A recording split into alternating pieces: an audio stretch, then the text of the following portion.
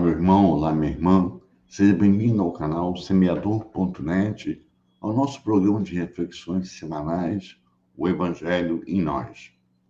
Bem, meus irmãos, na semana que estamos, em continuidade ao capítulo 23, que tem como título Estranha Moral, vamos dar então continuidade, vamos dar prosseguimento às nossas reflexões, então. Tá bom? Vamos lá, então, me acompanhem, meus irmãos. Abandonar seu pai, sua mãe e seus filhos. Aquele que houver deixado por meu nome sua casa, seus irmãos ou suas irmãs, ou seu pai ou sua mãe, ou sua mulher ou seus filhos, ou suas terras, receberá o cêntuplo de tudo e terá por herança a vida eterna. Essa passagem se encontra no Evangelho de Mateus, no capítulo 19, versículo 29. Então disse Pedro: quanto a nós, vês que tudo deixamos e que te seguimos.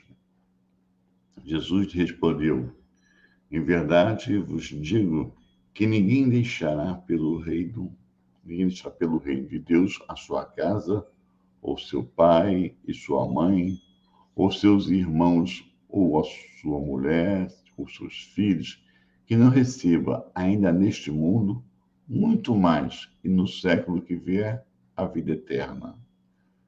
Essa passagem, meus irmãos, se encontra no Evangelho de Lucas, capítulo 18, versículo de 28 a 30.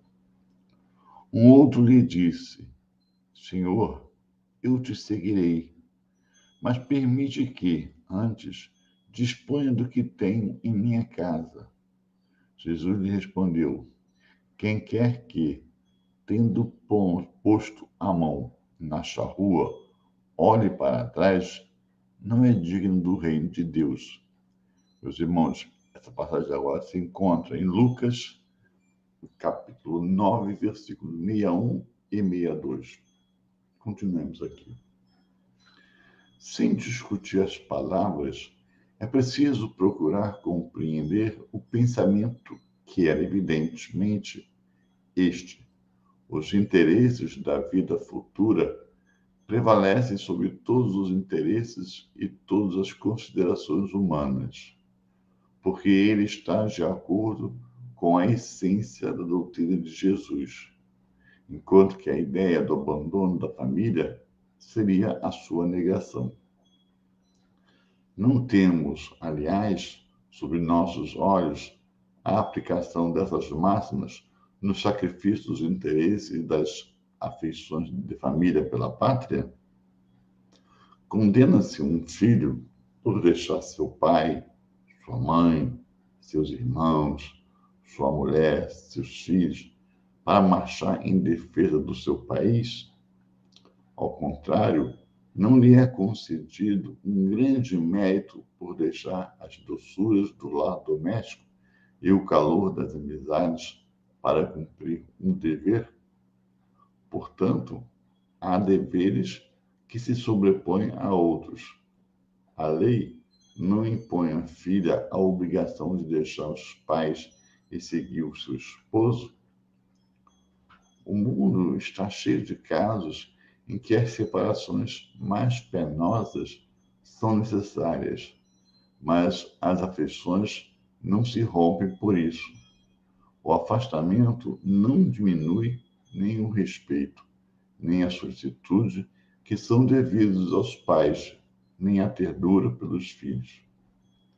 Vê-se, então, que mesmo interpretados ao pé da letra, exceto o termo odiar, essas palavras não seriam a negação do mandamento que determina ao homem honrar seu pai e sua mãe, nem do sentimento de ternura paternal. Com muito mais razão, isso acontece se as analisamos quanto à sua essência.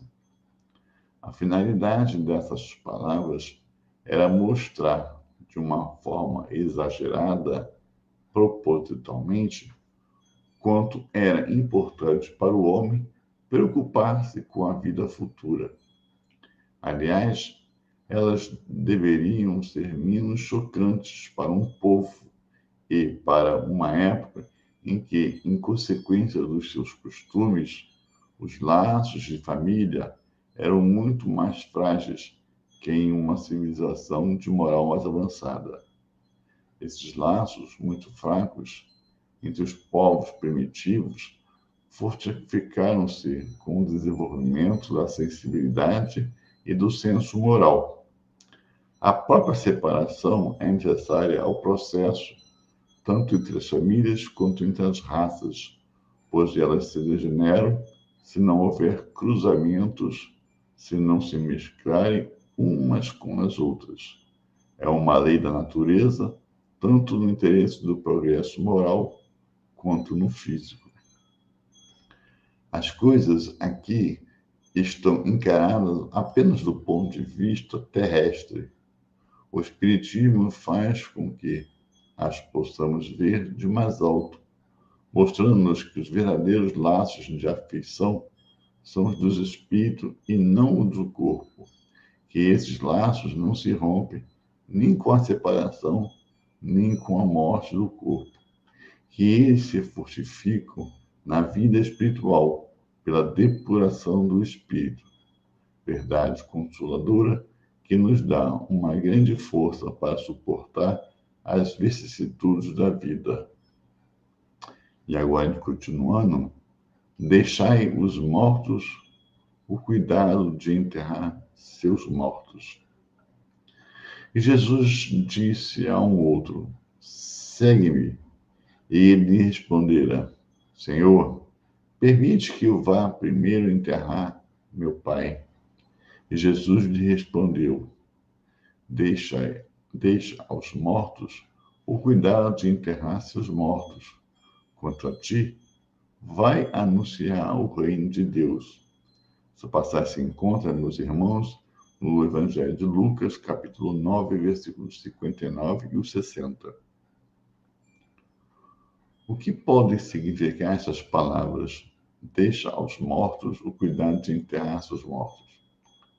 As considerações precedentes, inicialmente, mostram que, nas circunstâncias em que foram pronunciadas, elas não podiam exprimir uma censura contra aquele que considera como um dever de piedade filial enterrar seu pai. Portanto, elas têm um sentido profundo que só um conhecimento mais completo da vida espiritual poderia fazer compreender. A vida espiritual, efetivamente, é a verdadeira vida, é a vida normal do espírito. Sua existência terrestre é transitória e passageira. É uma espécie de morte, se a compararmos com o esplendor e a vida e a atividade da vida espiritual. O corpo nada mais é que uma vestimenta grosseira que, temporariamente, reveste o espírito, verdadeira cadeia que o mantém ligado à gleba terrena e da qual sente-se feliz ao se libertar. O respeito que tem pelos mortos não se refere à matéria, mas à lembrança, ao espírito ausente, e é semelhante ao que se tem pelos objetos que pertenceram ao morto, que por ele foram tocados e que aqueles que o amam guardam como relíquias. Era o que aquele homem não podia compreender por si mesmo. Jesus, então, o ensinou dizendo: não vos inquieteis com o corpo, pensai antes no espírito. Ide ensinar o reino de Deus. Ide dizer aos homens que sua pátria não está na terra, mas no céu, porquanto somente lá é que se vive a verdadeira vida. Bem, meus irmãos, então vamos lá, né, nossas reflexões semanais sobre o texto que nós trouxemos hoje aqui. Né?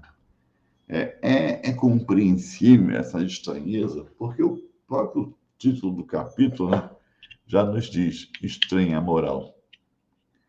E aí, realmente, uma leitura assim, superficial, simples, sem antes nos deter na reflexão, nos causa estranheza nessa fala agressiva, nessa fala desrespeitosa. E nós ficamos sem compreender. Mas é o que eu sempre falo aqui, meus irmãos, sempre que a gente vai ler as Escrituras, os Evangelhos, temos que ter em mente sempre qual foi a mensagem de Jesus, o que o caracterizou junto conosco aqui, enquanto é que se encontrava. O amor, o respeito, o carinho, né? O amor ao Pai, o seguir, atender à vontade do Pai como objetivo para a nossa verdadeira felicidade. Então, quando ele fala abandonar seu pai, sua mãe e seus filhos, nos causa estranheza, nos causa uma grande estranheza. Como que Jesus poderia falar assim?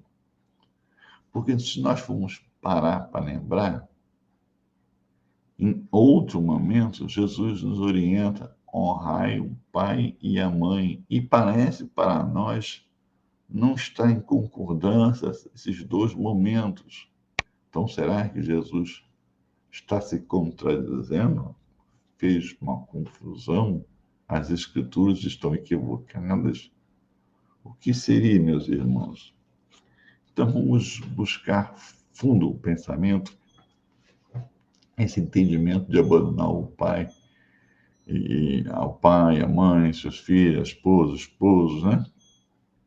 Meus irmãos, ele trouxe aqui alguns exemplos. Eu vou pegar um que ele trouxe aqui. É comum, em tempo de guerra, nessa bom tempo, nós aqui no Brasil não vivenciamos isso, né? Vivenciamos isso em nossas vidas, com as nossas ações. A gente vivencia vendo outros povos, outras nações, nesses combates, né? Então, como eu dizia, é comum ver nossos filhos, os homens, terem que abandonar seus pais, as suas mães, suas esposas, seus filhos e ir para a guerra. E não causa nenhum choque essa separação, a não ser o do receio, né? Se ele vai voltar encarnado ou não, se ele não vai falecer, se ele não vai desencarnar em combate. Mas o simples fato de abandonar os seus familiares, seus entes queridos, não tem esse mesmo impacto que nós tivemos aqui nessa leitura inicial.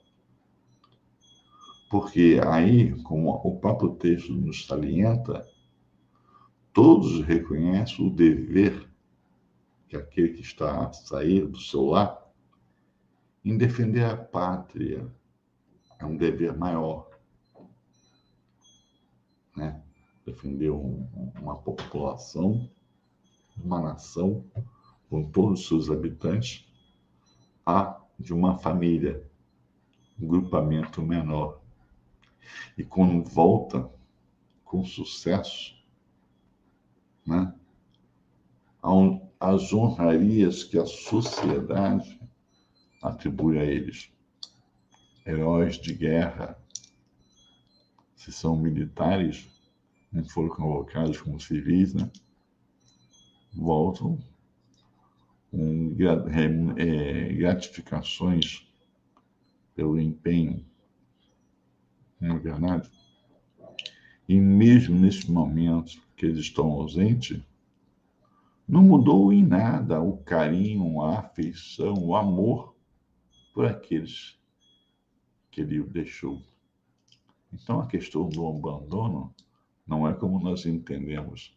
É apenas entender que existem deveres que se sobrepõem aos deveres, mas que mesmo assim, o carinho, o afeto, o respeito, o amor, isso não se rompe, não se rompe. Então, é isso que nós temos que compreender, fazemos essa associação. E aí, ele continuando nessa temática aqui, ele parte para um outro texto que nos parece até assim, impiedoso. Como Jesus diz, deixai aos mortos o cuidado de enterrar seus mortos. Deixai os mortos o cuidado de enterrar os seus mortos. Como o texto fala também, meus irmãos, certamente Jesus quis privar, né, de um gesto de carinho, de respeito, os cuidados com o corpo, com a imagem daquele que está ali. Não, não é. Porque, na verdade, você não está ali mostrando um carinho, um afeto a um corpo, mas um ser que ali habitava. A imagem, é um carinho que ficou e que aquele corpo representa para você, na falta dele, assim, vivo, interagindo contigo. Mas o que Jesus quer colocar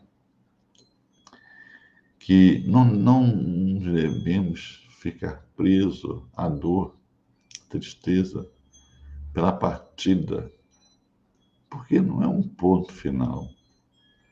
Logo mais, nós iremos nos encontrar.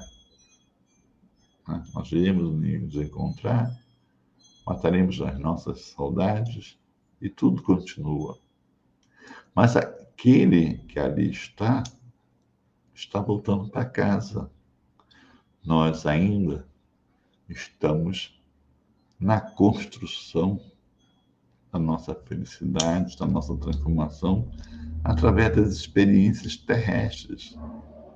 Então, temos que aproveitar, temos que trabalhar a nossa vida, nossa lição de vida, e deixarmos o outro seguir o seu caminho. Porque assim como nós momentaneamente ficamos tristes pela partida do amigo querido, da amiga, do lado de lá, outros com certeza o recebem com carinho após o retorno à casa, depois de alguns anos, de algumas décadas. Então eles não estão só, estão ali acolhidos. Sejam aqueles mais felizes que entenderam, mas aqueles também que não estão tão assim compreensivos com relação à sua nova situação, Deus também não desampara a ninguém, nem na dor, nem na felicidade. Então, fica para nós aqui dois princípios, né? É que a separação colocada por Jesus, momentânea, muitas das vezes, não é uma questão de crueldade, de falta de amor, não, é de necessidade, de entender deveres que sobrepõem ao outro. É questão de se conhecer mais pessoas, porque a separação também permite isso, né? Quando a gente casa, que a gente sai da casa dos nossos pais, outras pessoas começam a fazer parte da nossa vida também. Então, é aumentar o ciclo de convivências. E a questão que ele nos coloca, né, de tirar o foco da dor, do sofrimento, da perca total, do perder o rumo, perder o significado das nossas vidas diante de uma pessoa querida, né, que está voltando para casa. Está voltando para casa. Ela não está morrendo. Ela está voltando para casa depois de cumprir a sua jornada. Quem dera que ela consiga atingir ao máximo, né, do que foi estipulado. Mas mesmo que não tenha conseguido na plenitude, o descanso agora é merecido. E a reflexão se inicia em cima do que fez e do que deixou de fazer e como pode fazer. numa nova encarnação de uma maneira mais acertada. Não é verdade? Meus irmãos, então, com essa parte, fica o convite a todos vocês a continuar essa reflexão nestes tempos dos evangelhos, tá? E também o convite para a semana que vem aqui, mais uma vez, estarmos reunidos em O Evangelho em Nós. Fique com Deus, meus irmãos. Muita paz aos seus corações.